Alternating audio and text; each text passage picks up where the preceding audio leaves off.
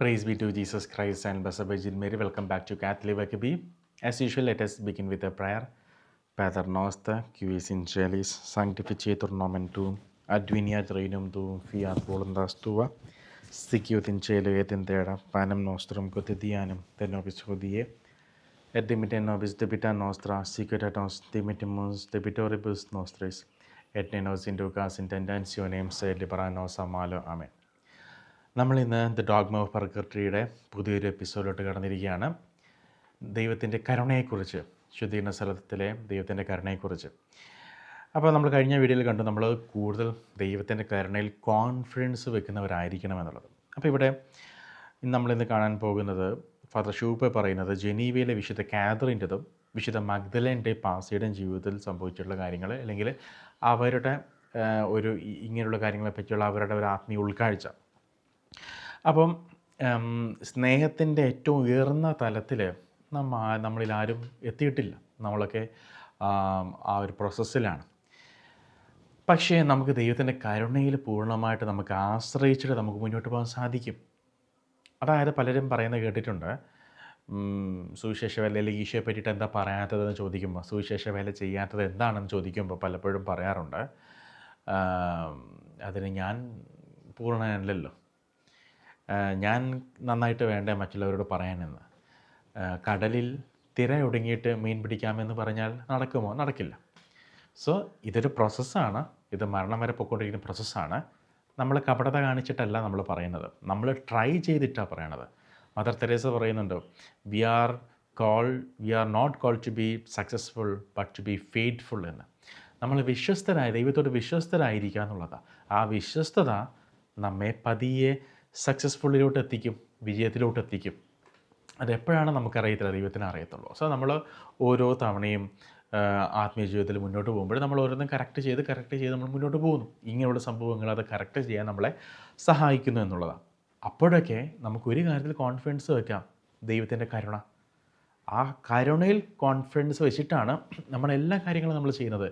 അല്ലെങ്കിൽ നമ്മുടെ യോഗ്യത വെച്ച് നമ്മൾ നോക്കുകയാണെങ്കിൽ നമ്മൾ ഒരു ആത്മീയ കാര്യം ചെയ്യാൻ പള്ളിയിൽ പോലും പോകാൻ നമ്മൾ യോഗ്യരല്ല. പക്ഷേ നമ്മളെല്ലാം ചെയ്യുന്നത് കർത്താവിൻ്റെ അനന്ത കരുണയുടെ പുറത്താണ്. ഇവൻ നമ്മൾ കുമ്പസാരം പോലും നമ്മൾ നടത്തുന്നത്, പരിശുദ്ധ കുർബാന പോലും നമ്മൾ സ്വീകരിക്കുന്നത് ദൈവത്തിൻ്റെ അനന്ത കരുണയുടെ പുറത്താണ്. അപ്പോൾ ശുദ്ധീകരണ സ്ഥലത്തെ സംബന്ധിച്ചിടത്തോളം ദൈവത്തിൻ്റെ കരുണ 3 രീതിയിലാണ് പ്രവർത്തിക്കുന്നത്. 1, ആത്മാക്കളെ ആശ്വസിപ്പിക്കുന്നതിലൂടെ. 2, അവരുടെ കഷ്ടപ്പാടുകൾ ലഘൂകരിക്കുന്നതിലൂടെ. 3, ശിക്ഷാവിധി ഒഴിവാക്കാൻ നമുക്ക് ആയിരക്കണക്കിന് മാർഗ്ഗങ്ങൾ നൽകുന്നതിലൂടെ ഭൂമിയിലുള്ള നമുക്ക്. അപ്പം ഈ ആശ്വസിപ്പിക്കുന്നത് എങ്ങനെയാണ്? ദൈവം ശുദ്ധീകരണ സ്ഥലത്തെ ആത്മാക്കളെ ആശ്വസിപ്പിക്കുന്നു. അവൻ നേരിട്ടും പരിശുദ്ധ കന്യകാമറിയം വഴിയും വിശുദ്ധ മാലാഖമാർ വഴിയും അവരെ ആശ്വസിപ്പിക്കുന്നു. വിശ്വാസം, പ്രത്യാശ, ദൈവസ്നേഹം എന്നീ ഉന്നത ഗുണങ്ങൾ അവർക്ക് നൽകിക്കൊണ്ട് അവൻ അവരെ ആശ്വസിപ്പിക്കുന്നു. ഈ ഗുണങ്ങൾ അവരിൽ ദൈവഹിതത്തോടുള്ള പൊരുത്തവും വിനയവും പരിപൂർണമായ ക്ഷമയും ജനിപ്പിക്കുന്നു. ജനീവയിലെ വിശുദ്ധ കാതറിൻ ഇപ്രകാരം പറയുന്നു, ദൈവം ശുദ്ധീകരണ സ്ഥലത്തെ ആത്മാവിൽ അത്രത്തോളം തീക്ഷ്ണമായ സ്നേഹം ജനിപ്പിക്കുന്നു. ആ ആത്മാവ് അമർത്യമല്ലായിരുന്നെങ്കിൽ ആ സ്നേഹത്താൽ അവൾ തകർന്നു പോകുമായിരുന്നു. അത്രമാത്രം സ്നേഹമാണ് ദൈവം നൽകുന്നത്. നിർമ്മലമായ സ്നേഹത്താൽ പ്രകാശിക്കുകയും ജ്വലിക്കുകയും ചെയ്യുമ്പോൾ അവൾ ദൈവത്തെ എത്രത്തോളം സ്നേഹിക്കുന്നുവോ അത്രത്തോളം ദൈവത്തെ അപ്രിയപ്പെടുത്തുന്ന ചെറിയ പാവക്കറയെ പോലും അവൾ വെറുക്കുന്നു. തുടർന്ന് ഇപ്രകാരം പറയുന്നു, താൻ അനുഭവിക്കുന്നതിനേക്കാൾ ഭീകരമായ മറ്റൊരു ശുദ്ധീകരണ സ്ഥലം ഉണ്ടെങ്കിൽ പോലും ദൈവവുമായുള്ള തൻ്റെ ഐക്യത്തിന് തടസ്സമാകുന്ന എല്ലാറ്റിൽ നിന്നും എത്രയും വേഗം മോചിതയാകാൻ ഈ ആത്മാവ് ആഗ്രഹിക്കുന്നു. ഈ ആത്മാക്കൾ ദൈവഹിതവുമായി അത്രത്തോളം അഗാധമായി ഒന്നു ചേർന്നിരിക്കുന്നു. ശുദ്ധീകരണ സ്ഥലത്തെ ആത്മാക്കൾക്ക് അവരുടേതായ പ്രത്യേക ആഗ്രഹങ്ങളില്ല. ദൈവഹിതമല്ലാത്ത മറ്റൊന്നും അവർ ആഗ്രഹിക്കുന്നില്ല. ദൈവം നൽകുന്നതെന്തും അവർ പരിപൂർണ വിനയത്തോടെ സ്വീകരിക്കുന്നു. സുഖമോ കഷ്ടപ്പാടോ ഒന്നും അവരെ തങ്ങളെക്കുറിച്ച് മാത്രം ചിന്തിപ്പിക്കാൻ പ്രേരിപ്പിക്കുന്നില്ല.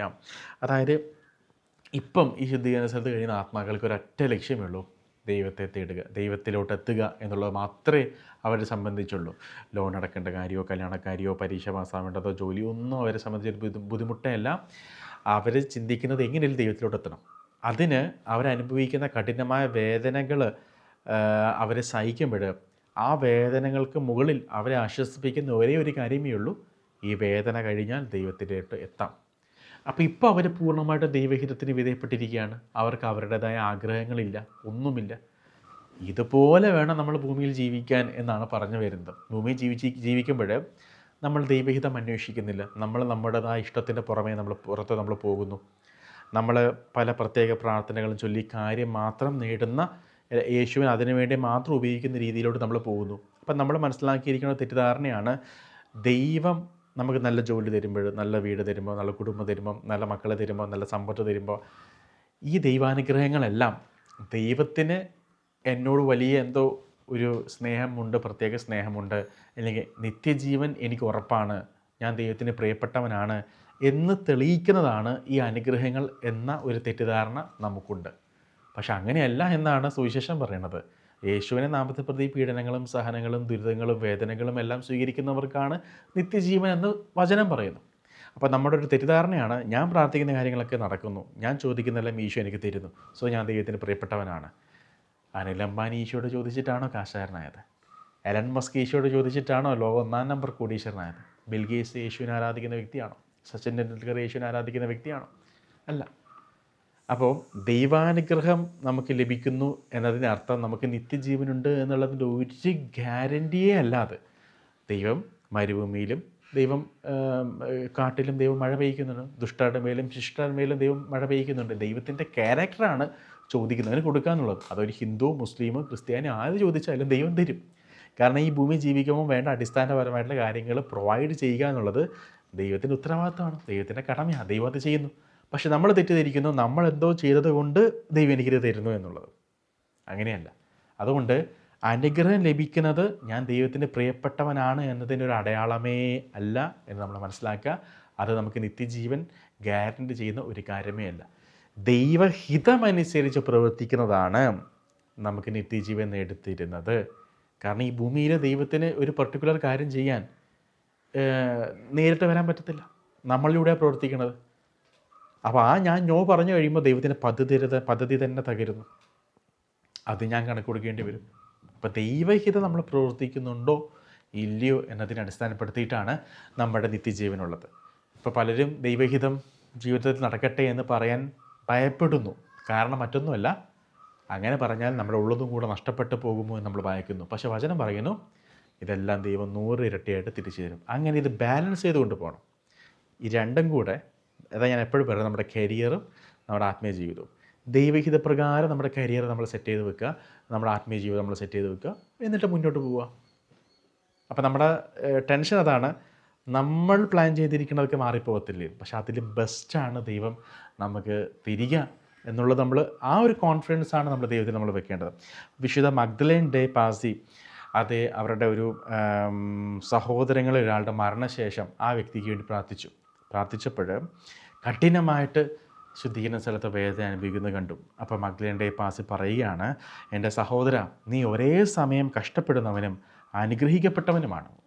കഷ്ടപ്പെടുന്നു, ഭൂമിയിൽ പരിഹാരം ചെയ്യത്തുണ്ട്, പക്ഷെ അനുഗ്രഹിക്കപ്പെട്ടവന് കാരണം ഈ പരിഹാരം ചെയ്തു കഴിഞ്ഞാൽ സ്വർഗത്തിലോട്ട് പോവാം. ഈ വേദനകൾ അസഹനീയമാണ്, എങ്കിലും നീ അവ സഹിക്കുന്നു. എന്തുകൊണ്ടാണ് ലോകത്തിലുള്ളവർക്ക് സ്വന്തം കുരിശ് ചുമക്കാൻ ധൈര്യമില്ലാത്തത്? എന്തിനാ? അതായത് ലോകത്തിൽ ഇച്ചിരി നേരം സഹനം സഹിച്ചിരുന്നെങ്കിൽ ഇവിടെ കിടക്കേണ്ടി വരില്ലായിരുന്നു. നീ ഈ ലോകത്തായിരുന്നപ്പോൾ എൻ്റെ ഉപദേശങ്ങൾ കേട്ടില്ല, ഇപ്പോൾ ഞാൻ നിന്നെ കേൾക്കാൻ നീ ആഗ്രഹിക്കുന്നു. അപ്പോൾ ഒരു പക്ഷേ മഗ്ദലേൻ ഡേ പാസിയുടെ സഹോദരങ്ങളിൽപ്പെട്ടതായതുകൊണ്ട് ഉപദേശിച്ചിട്ടുണ്ടാവും, പക്ഷെ അന്ന് കേട്ടില്ല. അന്ന് ഈ ചേച്ചി പറഞ്ഞത് സഹോദരൻ കേട്ടില്ല. ഇന്ന് സഹോദരൻ ശുദ്ധീകരണ സ്ഥലത്ത് നിന്ന് പറയുകയാണ്, ചേച്ചി ഇന്ന് ഞാൻ പറയണത് ചേച്ചി കേൾക്കുന്നു. ഇവനെ രക്ഷിക്കാൻ വേണ്ടി, ശുദ്ധീകരണ സ്ഥലത്ത് നിന്ന് രക്ഷിക്കാൻ വേണ്ടിയിട്ട് അവൾ ദൈവത്തോട് പ്രാർത്ഥിച്ചു. മഗ്ദലേൻ ഡേ പാസി പ്രാർത്ഥിച്ചു, നീതിമാനും കരുണാനിധിയുമായ ദൈവമേ, ശിശുസഹജമായ ഭക്തിയോടെ അങ്ങയെ സേവിച്ച എൻ്റെ സഹോദരനെ ആശ്വസിപ്പിക്കണമേ. അങ്ങയുടെ വലിയ കരുണ അവനിൽ ചൊരിയണമേ. മറ്റൊരു ആത്മീയ അനുഭൂതിയുടെ സമയത്ത് വിശുദ്ധ ഇപ്രകാരം ശുദ്ധീകരണ സ്ഥലത്ത് ഈ തടവറകൾ സന്ദർശിച്ചപ്പോൾ തൻ്റെ സഹോദരനെ കണ്ടു. അവൾ അവനോട് പറഞ്ഞു, പാവമാത്മാവേ, നീ എത്രമാത്രം കഷ്ടപ്പെടുന്നു, എങ്കിലും നീ സന്തോഷിക്കുന്നു. നീ എരിയുകയാണ്, പക്ഷേ നീ സംതൃപ്തനാണ്. കാരണം ഈ കഷ്ടപ്പാടുകൾ നിന്നെ പറഞ്ഞറിയിക്കാനാവാത്ത വലിയ സന്തോഷത്തിലേക്ക് നയിക്കുമെന്ന് നിനക്കറിയാം. പ്രിയ സഹോദര, നീ ഇവിടെ തന്നെ വസിക്കുക, നിൻ്റെ വിശുദ്ധീകരണം സമാധാനത്തോടെ പൂർത്തിയാകുക. കണ്ടോ, മഗ്ദലേൻ ഡേ പാസി പറയുകയാണ്, നീ ഇതൊക്കെ ഇപ്പോൾ സഹിക്കുന്നു. കാരണം എന്താണ്? ഇത് കഴിഞ്ഞാൽ നിനക്ക് ദൈവത്തെ കാണാൻ പറ്റുമെന്നുള്ള പ്രത്യാശ നിനക്കുണ്ട്. ഇതാണ് നമുക്ക് ഈ ഭൂമിയിൽ വേണ്ടത്. സ്നേഹം, ശരണം, പ്രത്യാശ. സ്നേഹം, ശരണം, ദൈവത്തിലുള്ള ഫുൾ കോൺഫിഡൻസ്, പ്രത്യാശ. ഇന്ന് എനിക്ക് ഈ ഇൻ്റർവ്യൂവിൽ ഞാൻ പാസ്സായില്ലെങ്കിലും അടുത്ത ഇൻ്റർവ്യൂവിൽ ദൈവം തരും. ആ ഒരു പ്രത്യാശ. അതാണ് അപ്പോസ്തലൻ പറയണത്, നമുക്ക് ലഭിക്കാനിരിക്കുന്ന മഹത്വത്തോട് തുലനം ചെയ്യുമ്പോൾ ഇന്നത്തെ കഷ്ടതകൾ തുലവും നിസ്സാരമെന്ന് ഞാൻ കരുതുന്നു എന്ന്. ഇന്ന് നമുക്ക് ഭൂമിയിൽ വെച്ച് ഇതൊന്നും മനസ്സിലാവുന്നില്ല. പക്ഷേ ശുദ്ധീകരണ സ്ഥലത്ത് പോയാൽ ഇത് 100% പൂർണ്ണതയിൽ നമുക്ക് മനസ്സിലാവുന്നു. അവിടെ നമ്മൾ സഹിക്കാതിരിക്കുന്നു. കാരണം അവിടെ ഒന്നും ചെയ്യാനില്ല, ഇനി സഹിക്കുക അത്രയേ ഉള്ളൂ എന്ന് നമുക്ക് മനസ്സിലാവുകയാണ്. അപ്പോൾ അവിടെ നമ്മൾ ഓക്കെയാണ്. അവിടെ ചെയ്യുന്നതിൻ്റെ പരിഹാരത്തിൻ്റെ ഒരു 5% നമ്മളിവിടെ ചെയ്താൽ എത്ര സുഖത്തിൽ നമുക്ക് സ്വർഗത്തോട് കയറിപ്പോകാം, നേരിട്ട് കയറിപ്പോകാം. നമ്മൾ സാധനങ്ങൾ ചോദിച്ച് വാങ്ങിക്കൊന്നും വേണ്ട. നമ്മുടെ ലൈഫിലുള്ളത് തന്നെ നമ്മൾ സ്നേഹത്തോടു കൂടെ ഈശോയുടെ കുരിശിന് ചുവട്ടിൽ ചെയ്ത പാപത്തിന് പരിഹാരമായിട്ട് സമർപ്പിച്ചാൽ മാത്രം മതി. വെള്ളിയാഴ്ചയോ ബുധനാഴ്ചയോ ചൊവ്വാഴ്ചയോ സാറ്റർഡേയോ നമ്മളൊന്ന് ഉപവസിച്ചാൽ മതി. നമ്മൾ ഒരു നേരത്തെ മീൻ മാറ്റി വെച്ചാൽ മതി. ചിക്കൻ കഴിക്കാൻ തീരുമാനിച്ചാൽ മതി. എന്തിനു പറയുന്നു? 50 നോമ്പ്, 25 നോമ്പ്, 75 നോമ്പ്. 75 പിന്നെയും സെൻറ്റ് മിക്കാൽസ് പ്രെയർ വേണമെങ്കിൽ അത് 40 ഉണ്ട്. അങ്ങനെ 10, 100, 120 ഫാസ്റ്റിംഗ് ഡേ, നോമ്പ്, ലെൻറ്റ് സീസൺ തന്നെ നമുക്കുണ്ട്, നോമ്പ് കാലം തന്നെ നമുക്കുണ്ട്. അത് തന്നെ നേരാവണ്ണം നമ്മൾ പരിഹാരം ചെയ്താൽ നമുക്ക് സ്വർഗത്തിലോട്ട് പോകും. പക്ഷെ നമുക്കിതൊന്നും ചെയ്യാൻ സമയമില്ല. അവസാനം എന്ത് സംഭവിക്കുന്നു? ഇതൊക്കെ കൂടെ നമ്മൾ കൂട്ടി വെച്ച് ശുദ്ധീകരണ സ്ഥലത്ത് വെച്ചിട്ട് നമ്മൾ സഹിക്കുന്നു. അപ്പോൾ നമ്മുടെ കയ്യിലിരിപ്പ് കൊണ്ട് തന്നെയാണ് ഇതൊക്കെ സംഭവിക്കുന്നത് തന്നെ. അവിടെ ദൈവത്തിൻ്റെ കരുണയിൽ പൂർണ്ണ ആശ്രയം വെച്ച് മരിച്ചാൽ നേരിട്ട് സ്വർഗത്തിൽ പോകണം. ഇന്ന് രാത്രി കിടക്കുമ്പോൾ ആ ഒരു കോൺഫിഡൻസോട് കൂടെ കിടക്കണം. ഇന്ന് മരിച്ചാൽ ഞാൻ സ്വർഗത്തിലായിരിക്കും എന്ന കോൺഫിഡൻസോട് കൂടെ നമ്മൾ കിടക്കണം. അങ്ങനെ കോൺഫിഡൻസോട് കൂടെ കിടക്കണമെങ്കിൽ ആ കോൺഫിഡൻസോട് കൂടെ നമ്മൾ ജീവിക്കണം. പരിശുദ്ധ നമ്മൾ പ്രാർത്ഥിച്ചുകൊണ്ട് നമുക്ക് അവസാനിപ്പിക്കാം. Ave Maria, gracia plena, Dominus tecum, benedicta tu in mulieribus, et benedictus fructus ventris tui, Iesus. Sancta Maria, Mater Dei, ora pro nobis peccatoribus, nunc et in hora mortis nostrae. Amen. Viva Christe.